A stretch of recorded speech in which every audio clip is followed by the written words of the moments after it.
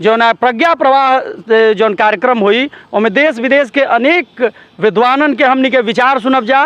भगवान श्री राम और ये बक्सर धरती के महिमा जौन बा कि भगवान वामन के अवतार स्थली, अहिल्या के अवतार स्थली, भगवान श्री राम के गुना बड़ा है और ये बक्सर के लिए इतिहास रचने वाला काम है ये। और इस काम में हमारे भागलपुर के 13 कलाकार हैं और कुछ यहाँ के अस्थाई कलाकार हैं लोग। गोड़ लगतनी समाचार बटुए बक्सर से बड़ा खबर आ रहल बा। ना कबो भइल रहे आवे वाला समय में बहुत कमे संभावना बाकी ऐसन होई। जी हाँ, श्री राम कर्मभूमि यात्रा के तहत हो रहल बा बहुत बड़ा यज्ञ। एकरा में नामी गिरामी प्रवचनकर्ता से लेके भोजपुरी से लेके फिल्म इंडस्ट्री तक के गायक कलाकार के उपस्थिति होके जा रहल बा। सब कुछ बताई भोजपुरिया समाचार की के क तारीख के आवता। खबर के अंत तक ध्यान से देखब, सब बताई। खबर का बा विस्तार से इहो बताई। चैनल पर नया बानी तो सब्सक्राइब कली, ऑल पर क्लिक कली, नोटिफिकेशन जाए तो ओकरा खबर के जरूर देखी। या देखला के बाद श्री राम जन्मभूमि कर्म यात्रा में एगो शेयर क के सहभागिता बनी। तो खबर का बा विस्तार से जानी। केंद्रीय मंत्री अश्विनी चौबे के संसदीय क्षेत्र बक्सर में 7 से 15 नवंबर तक होखे वाला श्री राम कर्मभूमि न्यास के तत्वाधान में हमरा में राम सनातन संस्कृति समागम श्री वामनेश्वर श्री राम कर्मभूमि तीर्थ क्षेत्र महाकुंभ के निमित्त बीएफए के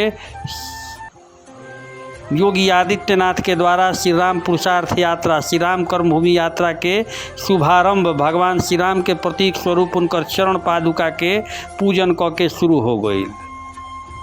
ई चले वाला यज्ञ ऐसन बटुए कि देखला के बाद ओरा खुद कहब आ सुनला के बाद कि ना कबो भइल होई ना कबो होई। सनातन एकर नाम धइल बा सनातन संस्कृति समागम कार्यक्रम श्री वामनेश्वर श्री राम कर्मभूमि तीर्थ क्षेत्र महाकुंभ। इस 7 से लेके 15 तारीख तक चली, जकरा में टोटल कार्यक्रम विस्तार से जानली। 6 नवंबर के भव्य शोभा यात्रा 10 बजे से यज्ञ स्थल से नगर में हुई। 7 तारीख के पूज्य जीयर स्वामी जी के आगमन हुई और 7 तारीख के विश्व कीर्तिमान 120 फीट भगवान श्री राम के प्रतिमा 11 लाख दीपक से प्रज्वलित कइल जाई। संध्या 3 बजे से 6 बजे तक चली। 7 तारीख के 8 तारीख के धर्म सम्मेलन हुई। मुख्य वक्ता सरसंघ चालक मोहन भागवत के 10 बजे से संध्या 5 बजे तक कार्यक्रम बा। 9 तारीख के जलभरी यज्ञ प्रारंभ हुई प्रातः 9 बजे से जीयर स्वामी के सानिध्य में। 7 से 15 तक प्रत्येक दिन राम कथा पद्म विभूषण, जी हाँ, पद्म विभूषण से सम्मानित जगत गुरु रामानंदाचार्य जी के द्वारा ये राम कथा हुई। संध्या 3 बजे से संध्या 6 बजे तक।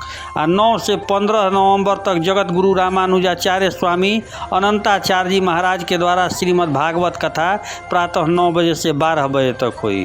तो रउरा सबके बता दी कि 7 से 15 नवंबर तक राम कथा पद्म विभूषण रामभद्राचार्य जी महाराज के द्वारा हुई। 9 से 13 नवंबर तक अनेक विद्वान के द्वारा राम कथा ज्ञान यज्ञ हुई। एकरा में बागेश्वर धाम के महाराज के भी आगमन हो रहल बा। तमाम साधु संत देश विदेश के जुटे जा रहल बड़न। सांस्कृतिक कार्यक्रम प्रत्येक दिन हुई संध्या 6 बजे से। अभी हो जानली कि के सांस्कृतिक कार्यक्रम में बटुए। 7 तारीख के भोजपुरी गायक खेसारी लाल, 8 तारीख के कैलाश खेर, 9 तारीख के अनुराधा पौडवाल, 10 तारीख के दिनेश लाल यादव निरहुआ, 11 तारीख के श्री हंसराज रघुवंशी, 12 तारीख के मनोज तिवारी मृदुल और मैथिली ठाकुर, 13 तारीख के शारदा सिन्हा, 14 तारीख के भोजपुरी स्टार पवन सिंह और 15 तारीख के रवि किशन। और साथे साथ मुख्य अतिथि के तौर पे कई गो राज्य के मुख्यमंत्री और राज्यपाल भी आ रहल बड़न, जौना में मुख्यमंत्री मध्य प्रदेश शिवराज सिंह चौहान, श्री हेमंत विश्वकर्मा मुख्यमंत्री असम, श्री पुष्कर सिंह धामी मुख्यमंत्री उत्तराखंड, मनोहर लाल खट्टर मुख्यमंत्री हरियाणा, श्री प्रेम सिंह तबंग मुख्यमंत्री सिक्किम, श्री एस बीरेन मुख्यमंत्री मणिपुर, श्री प्रमोद सावंत मुख्यमंत्री गोवा, श्री एकनाथ शिंदे मुख्यमंत्री महाराष्ट्र, देवेंद्र फडणवीस उप मुख्यमंत्री महाराष्ट्र, ब्रजेश पाठक उप मुख्यमंत्री मुख्यमंत्री उत्तर प्रदेश आ साथे साथे राज्यपाल लोग के भी आगमन बा। आरिफ मोहम्मद खान महामहिम राज्यपाल केरल, श्री गंगा प्रसाद महामहिम राज्यपाल सिक्किम, श्री कलराज मिश्र महामहिम राजस्थान, श्री सत्यदेव नारायण आर्य महामहिम त्रिपुरा, श्री मनोज सिन्हा महामहिम राज्यपाल जम्मू कश्मीर। एकर पूरा कार्यक्रम शेड्यूल भोजपुरिया समाचार बता देलस। अब बयान सुनी कि का इतिहास बने जाता, यही से भोजपुरिया समाचार कहलसा कि ना एकरा पहिले कबो ऐसन भइल रहे आ अब आवे वाला समय में बहुत दिन तक ऐसन ना होई। इतिहास बने जा रहल बा। यह पावन धरती पर हिरौली में देश भर के मीडिया के निगाह लागल बटुए कि इतना बड़ सम्मेलन, धर्म के सम्मेलन, प्रवचन के सम्मेलन, सांस्कृतिक कार्यक्रम के सम्मेलन ना कबो भइल रहे, आवे वाला समय में बहुत दिन तक ना होई। भोजपुरिया समाचार कुछ दृश्य जौन की तैयारी चल रहल बा ओकर झलकी देखा रहल बा। रउरा सबके भोजपुरिया समाचार अभी बयान सुनाई, बयान सुनी कलाकार लोग के आ साथे साथे जौन भाजपा के कार्यकर्ता सौरभ तिवारी बने उनको बयान सुनी कि ऊ का कहता रहे। आ चैनल पर अगर नया बानी तो अभी निहोरा बाकी लाइक करी, आ चैनल के देखला के बाद शेयर जरूर करी, सब्सक्राइब चैनल नहीं कैले तो अभी करी। तो सुनी बयान और शेयर करी। धन्यवाद। ठीक है ना। अच्छा, यहाँ पे दीपों से भगवान श्री राम, बामन भगवान और अहिल्या की माने प्रतिमा बनाई जा रही है।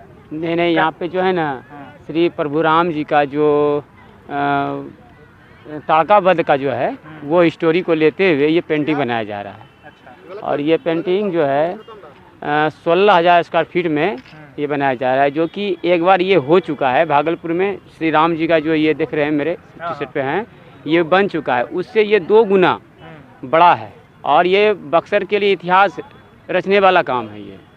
और इस काम में हमारे भागलपुर के 13 कलाकार हैं और कुछ यहाँ के अस्थाई कलाकार हैं, लोकल हैं, जैसे ये अमित जी हैं, ये भी हैं, ये लोकल कलाकार सब मिल करके हम लोग यहाँ पे ये श्री राम जी का भव्य मोजाइक आर्ट बना रहे हैं।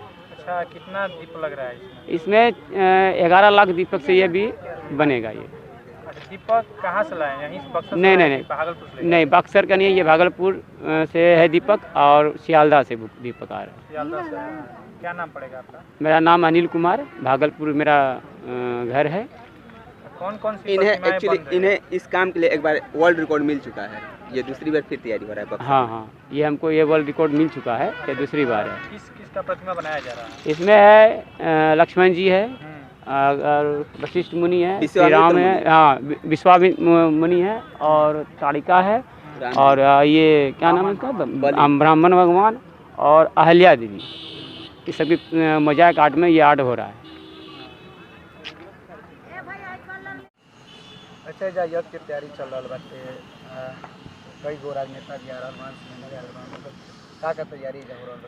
देखिए, ये यज्ञ जौन होता ये हिंदू समाज में सनातन संस्कृति जौन हमनी के बा, सनातन संस्कृति के एगो विराट स्वरूप एजा हमने के माननीय सांसद केंद्रीय मंत्री अश्विनी चौबे जी जौन वहाँ के आध्यात्मिक संत भी बानी, राजनीतिक व्यक्ति के अलावे वहाँ के नेतृत्व में ही बहुत बड़ा एगो यज्ञ एजा ठनाइल बा। श्री राम कर्मभूमि न्यास के अंतर्गत श्री राम कर्मभूमि न्यास के मूल योजना भगवान श्री राम के स्टैचू ऑफ माइटी है बक्सर में बने, पराक्रम के प्रतिमा बने, वो खातिर एगो योजना बनल बा जौन कि 130 फीट के भगवान श्री राम के मूर्ति बक्सर के धरती पर भगवान श्री राम के पराक्रम के दिखावे खातिर बनी। वही कार्यक्रम के लेके तिरंगा यात्रा पहले भइल, ओकरा अलावे कई कार्यक्रम भइल, स्वास्थ्य शिविर लागल, जौन आँख के जाँच लगभग 40,000 लोग के आँख के ऑपरेशन भइल, वो श्री राम कर्मभूमि न्यासे के अंतर्गत भइल रहे। और यह यज्ञ भी वो पूरा कार्यक्रम के एगो पार्ट बा। यज्ञ में रामभद्रा स्वामी जो अपने हैं स्वामी रामभद्राचार्य जी महाराज पंथ विभूषण, वहाँ के मुँह से हमनी के राम कथा सुनब जा, और स्वामी अनंताचार्य जी के मुखार बिंद से हमनी के भगवत कथा सुनब जा। जीयर स्वामी जी महाराज जो हमनी के एजा के संत बानी, वहाँ के ये पूरा यज्ञ के संचालित करब, वहाँ के सानिध्य में ये पूरा यज्ञ संचालित हुई। ओकरा अलावे देश विदेश के अनेक विद्वान कार्यक्रम में आए वाला बानी। जो ना प्रज्ञा प्रवाह जौन कार्यक्रम हुई उनमें देश विदेश के अनेक विद्वानन के हमनी के विचार सुनब जा। भगवान श्री राम और ये बक्सर धरती के महिमा जौन बा कि भगवान वामन के अवतार स्थली, अहिल्या के अवतार स्थली, भगवान श्री राम के प्रयोग के स्थली। भगवान श्री राम अपना विद्या के जब प्रयोग कैले वो भगवान श्री राम की कर्मभूमि है, जन्मभूमि अयोध्या है, कर्मभूमि है, ये बतावे खातिर। और जौन यज्ञ परंपरा बा, यज्ञ में साधु संत कैला के बाद शाम में सांस्कृतिक कार्यक्रम भी होला। और सांस्कृतिक कार्यक्रम में विश्व प्रसिद्ध कलाकार बक्सर के तो जितना कलाकार बड़ा वो सब रही हैं। बक्सर के एको कलाकार बाकी स्थानीय ना रहे, चाहे हमनी के विष्णु ओझा जी होकर, चाहे भरत शर्मा जी होकर, आदरणीय गोपाल राय जी होकर, चाहे तमाम लोग ऐसा सब लोग जे बाऊ रही। और जौन अभी गायक अभी संघर्ष करते हो वैसा सब भी गायक के जब मंच दिहल जाए। लेकिन बड़ा कलाकार में खेसारी लाल यादव, पवन सिंह, दिनेश लाल यादव निरहुआ, मैथिली ठाकुर, मनोज तिवारी मृदुल, शारदा सिन्हा, अनुराधा पौडवाल जी, हंसराज रघुवंशी परम शिव भक्त, चंद्रकांता फिल्म में जो यक्कू के भूमिका निभैले रहे, जो बच्चा बच्चा जाने ला, क्रूर सिंह के जो भूमिका निभैले रहे, पंडित अखिलेश्वरानंद मिश्र जी भी आवतनी, पंडित रवि किशन शुक्ला राजनेता में हमनी के महाराज जी आवतनी, 14 तारीख के नितिन गडकरी जी आवतनी, जे हमनी के देश में सड़क के जाल बिछावे में वहाँ के अहम योगदान बा। देश के पथ निर्माण और परिवहन मंत्री नितिन गडकरी जी 14 तारीख के, आ 15 तारीख के 9 राज्य के मुख्यमंत्री, 2 गो उप मुख्यमंत्री और 5 गो महामहिम राज्यपाल एक कार्यक्रम में आ रहल बानी। और इस कार्यक्रम में हमनी के चौबे जी जो सांसद बानी, मंत्री जी प्रेरित कैले बानी पूरा दुनिया के बक्सर के ओर देखे खातिर। वहाँ के प्रेरणा एगो इस कार्यक्रम से प्रेरणा जाई कि पूरी दुनिया के कैमरा ये बक्सर के धरती पर नजर रही। 8 तारीख के हमने के परम पूज्य संघ चालक हिंदू समाज के प्रेरणा पुंज आदरणीय मोहन भागवत जी के आगमन हो रहा बा। वहाँ के मार्गदर्शन हम सबके मिली। और अंतर्राष्ट्रीय संत सम्मेलन में अनेक संत, बागेश्वर धाम के अभी जो चर्चित संत धीरेन्द्र शास्त्री जी महाराज बानी वहाँ के भी आ रहा बानी। और संत सम्मेलन में विभिन्न पंथ समुदाय के बहुते संत जरा के विभिन्न विचार के, हिंदू समाज में कई पंथ बा, वैष्णव, शाक्त, शैव, इस सब ऐसा पंथ के लोग सबके आवे वाला बा।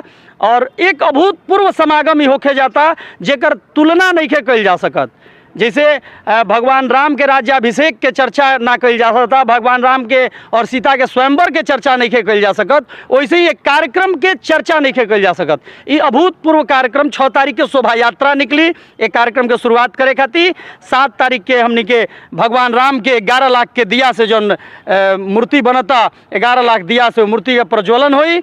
और ओकरा बाद 8 तारीख के परम पूज्य मोहन भागवत जी के हमनी के मार्गदर्शन ले जा। आ 9 तारीख के जलभरी हुई।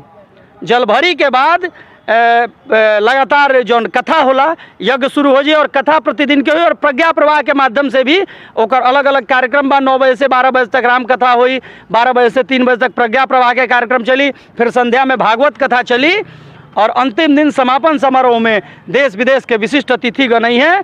और यज्ञ से पूरा दुनिया है यज्ञ के देखी, बक्सर के जानी, बक्सर के महिमा के जानी। लगभग यज्ञ में कितना खर्चा होता है? यज्ञ तो समाज के है, यज्ञ में तो खर्चा सब ईश्वर के देन है। यज्ञ के खर्चा के चूँकि हमनी के यज्ञ में लागल बन जा, सेवा करते जा, तो सब ही सेवा यज्ञ से खर्च के तो चूँकि हमारा जानकारी नहीं है, लेकिन खर्च तो निश्चित रूप से होता।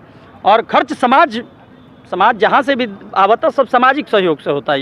यज्ञ का नाम पड़ेगा? सौरभ तिवारी, सदस्य भारतीय रेलवे आ सदस्य भारतीय जनता पार्टी के बन जा। आ ये यज्ञ के एगो सदस्य बानी, एगो कार्यकर्ता बानी।